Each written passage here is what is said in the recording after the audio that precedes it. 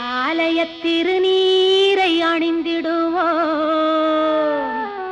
அந்த ஆயிரங்கரத்தாளை பணிந்திடுவோம்.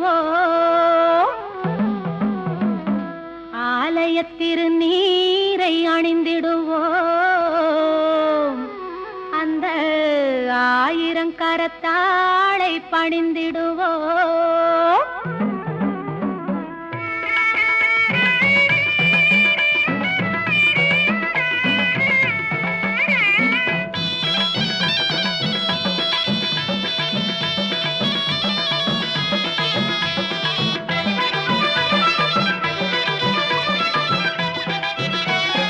மஞ்சனத்தை பூசி வரும்